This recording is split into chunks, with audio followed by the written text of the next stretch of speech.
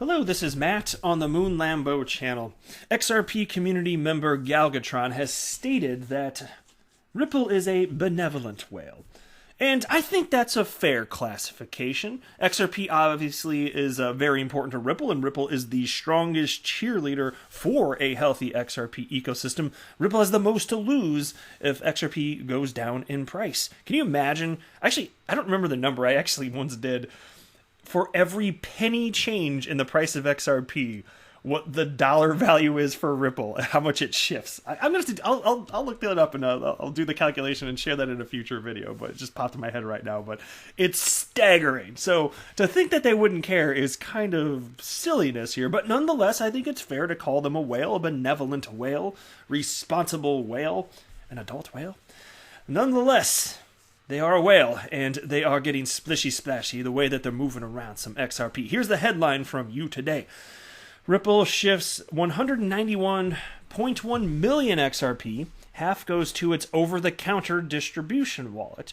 And over-the-counter markets, that's where big players go. If you want to purchase a ton of any particular cryptocurrency and you don't want to shake the markets, you just go to somebody that offers that cryptocurrency over-the-counter.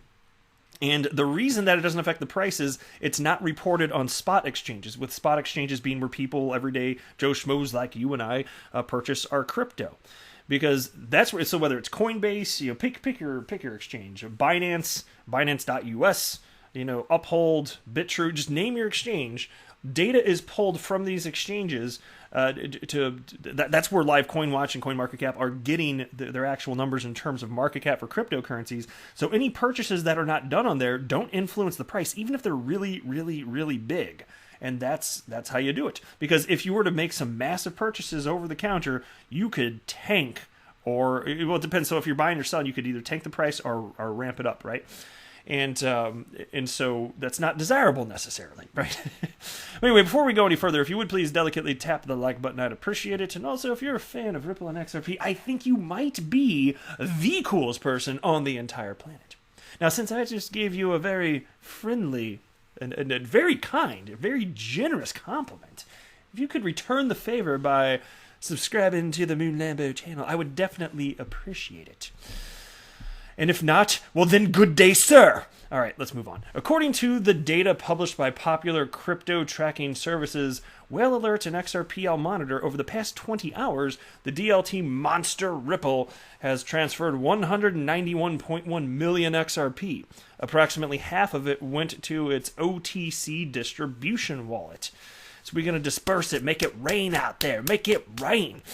In a few recent tweets, XRPL Monitor spread the word that the Ripple Decacorn had wired an astounding amount of 191.1 million XRP between its wallets, which is worth about $46.1 million in traditional United States dollars. It took Ripple 4 transactions, 3 of them are made immediately, one after the other, excuse me, to shift lumps of 74 million XRP, that was 2 transfers, 25.4 million XRP and 16.5 million XRP. That sounds like me when I'm moving what I consider to be a large amount of my own XRP from exchange after purchasing. Like, if I get freaked out, then I do like a little test. I was like, I know how to do this, but it doesn't matter. I'm still going to send like a tiny amount, like 20 XRP or something. Just make sure it goes through. It's like, okay, yeah, I know I still remember, but now I really, really know I still remember how to do it. And then just send the rest. Oh, because can you imagine making a mistake? One of the biggest things would be like if you're sending to an exchange, that's where I'm more fearful that people are going to mess up, because if you don't put down your destination tag, then the XRP goes into the wallet that the cryptocurrency exchange holds, but they don't know which portion of it is yours. So then you actually have to go in there manually, and people can do this. Like it can be retrieved unless you've got some snotty little exchange, in which case, I mean, man, that would be some bad publicity if they weren't going to help a customer. But it should be retrievable, like even if you make that mistake, but it could take over a week just for customer service, depending on the exchange, to get back to you and take care of it.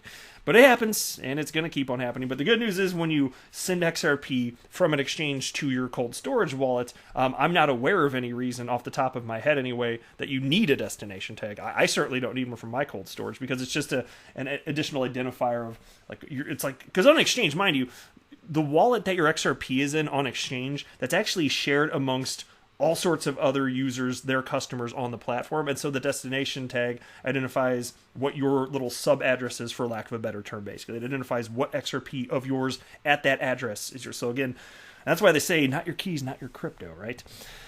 But anyway, Whale Alert and BitHum data have shown that 2 of these transfers were made to Ripple's OTC distribution wallet, and that's on the screen right now, but I'm just going to keep on scrolling. And then they got this little subheading, keeping XRP liquidity high. The blockchain behemoth Ripple uses its OTC wallets for cashing out bits of its XRP riches to keep XRP liquidity high and for obtaining fiat cash for its operational expenses. And Ripple owns more than half the total XRP supply, the thing for which some opponents rebuke the company frequently. And I always, I don't know, they certainly do. And then I have to take their comments back out to the wood chipper, and then the problem's fixed, because it's a completely nonsense claim here. But, Ripple's also purchasing XRP when it makes sense to. They're just balancing out liquidity, hence why I am a big fan. This is part of the reason I'm a big fan of the term benevolent whale. And Ripple is. They're great. They're absolutely fantastic. Now here's a piece from Cointelegraph titled, "Crypto Adoption Has No Future Without Regulation and Law Enforcement." So I'm sorry, Mr. Bitcoin Maxi Troll, little Mr. or Mrs. Anarchist out there, down with banks, down with government. Or excuse me, it sounds something more like this. Down with banks, down with government. Whoa. Simmer down there, Mr. Bitcoin Maxi Troll. Why don't you just go waddle off to your dumpster fire under the bridge and maybe get some sustenance from your room temperature cottage cheese meal? I'm pretty hungry. Okay. All right, there we go. There you go. Just encourage them to eat the room temperature cottage cheese. And that is, by the way, fun fact, room temperature cottage cheese is the favorite food of Bitcoin Maxi Trolls. So if you ever encounter a vicious one, just, maybe offer up some of that, and you can kind of like skirt around them and continue on with your day. It's a fun. See, you're learning all sorts of stuff listening to the Moon Lambo channel, because you're gonna meet these trolls out in the wild, and now you know how to handle them. All right, so the basis of any exchange of value is trust. The more two parties trust each other, the more they will feel confident engaging in transactions. Not just engaging in a high volume of transactions, but higher value transactions too. Bitcoin and other cryptocurrencies are certainly accomplishing a lot when it comes to creating a decentralized environment where the ability to trust another party is taken out of the equation by a blockchain. Hardcore enthusiasts who already understand this are the ones most willing to reach into their coffers and pour money into the crypto revolution. The truth is, though, that the average consumer still isn't at that point yet. Some libertarians probably don't want to hear this, but in order for the crypto world to reach critical mass, it needs much broader adoption, and the average consumer is going to need another layer of protection in place. They need a set of rules and somebody to complain when things go awry. Absolutely. And I've made this point for the entirety of the lifespan of the Moon Lambo channel, which is there are going to be some people that have serious trust issues, and they want to make sure that they are the only ones with their private keys. They absolutely, unquestionably have control over their cryptocurrency. And I respect that, actually. I legitimately do. That's fine. If that's what you want to do, that's what you should do. But there's all sorts of people that are never going to feel comfortable with that. There's people that are going to want institutions to, with institution-grade technology to custody their crypto for them, and really, I would argue, be insured so that if something goes wrong, even if, they know that there's an insurance company out there that's going to financially reimburse them for any losses, right? And that makes all the sense in the world to me. Different people want different things. It's not going to ever be the situation where it's Bitcoin purely and no other cryptocurrency. It's a one-size-fits-all. And then on top of that, everybody's just going to custody all their Bitcoin by themselves. It's such an unsophisticated way to look at things, how things are rolling out here. Now, in order for all of this additional infrastructure to take place, you need sufficient regulatory environments the world over. And so I do think that's what we're working towards, and I think that's what we're getting to, but it all takes time.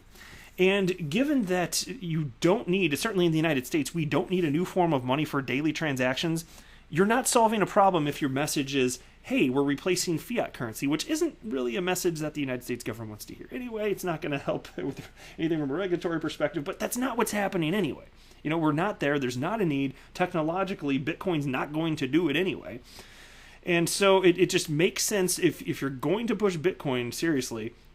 All it is a store of value at this point, and still even that's debatable. I'm not going to get into that topic in this video. I've talked about it, but if you're going to push it for anything, store of value, that would be, at this point, not that I'm completely sold on this, but it would be the most sensible thing to push. And no matter what, this idea of down with banks, down with government, that messaging just isn't going to fly. That messaging will never work. And that's why when you see Ripple out there, they have the exact opposite approach, which is one of the reasons that I am confident for the long-term viability of XRP, because utility matters and shall win the day, I say anyway. And XRP is functionally being used. Ripple is the most notable cheerleader in the space for XRP, and they're friendly with central banks around the world, and they're friendly with the United States federal government. It's, from my perspective, it couldn't be more clear that it's not ever going to go away here. And so this just childish outlook that you saw at the beginnings of Bitcoin, and this is where it stemmed from, fine. I can respect the history. I do. That's fine.